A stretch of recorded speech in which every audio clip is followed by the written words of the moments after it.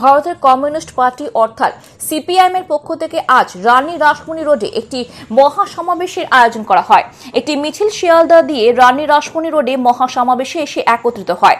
আজকের এই মহামিছিল এবং মহাসমাবেশে মূলত দাবি হয় দ্রব্য মূল্য বৃদ্ধি রোধের প্রতিবাদে সরকারি শূন্য পদগুলিতে নিয়োগের দাবিতে, ওটা দেশে বেকারত্ব যেভাবে হার পেয়েছে তার বিরুদ্ধে রাজ্য এবং কেন্দ্র উভয়ে যেভাবে দুর্নীতি চালিয়ে যাচ্ছে দিনের পর দিন তার প্রতিবাদে, অভয়াকাণ্ডের সকল দোষীদের শাস্তির দাবিতে দিনের পর দিন দেশে রাজ্যে বিভাজনের এই পরিস্থিতি উঠে দাঁড়িয়েছে তার বিরুদ্ধে শান্তি সম্প্রদায়কে রক্ষার প্রতিবাদে আজকের এই মহামিছিল ও সমাবেশ।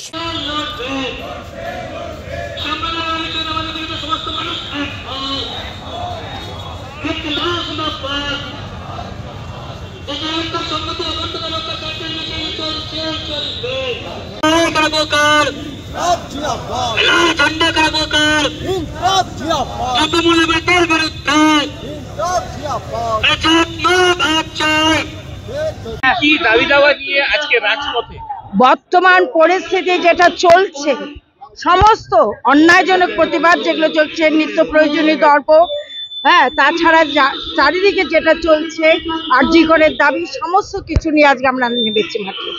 আজকে কি কি দাবি নিয়ে আপনারা রাজপথে নেমেছেন?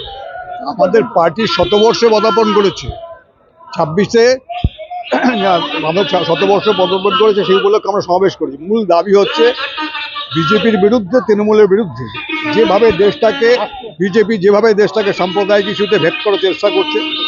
পশ্চিমবাংলার দুর্নীতিতে ছেয়ে গেছে তৃণমূল, সমস্ত কোনো রকম কিছু নেই। বাজেট, কেন্দ্রীয় বাজেট পেশ করা হয়েছে, তাতে কোনো কর্মসংস্থানের কোনো ব্যাপার নেই। কাদের ছাড় দেওয়া হচ্ছে? 12 লক্ষ টাকা যারা মাসে বছর ইনকাম করে, কজন করে বলুন তো? 140 কোটি মানুষের মধ্যে কজন 12 লক্ষ টাকা ইনকাম করে তাদের ছাড় দেওয়া হচ্ছে? সাধারণ মানুষের কোথায় বাজেটে? এই সমস্ত কিছু নিয়ে আছে। মূল্যবৃদ্ধি, দুর্নীতি থেকে শুরু করে, কেন্দ্রীয় সরকারের দুর্নীতি থেকে শুরু করে, রাজ্য সরকারের ব্যাপক হারে দুর্নীতি থেকে শুরু করে আজকে আমরা মিটিং করছি।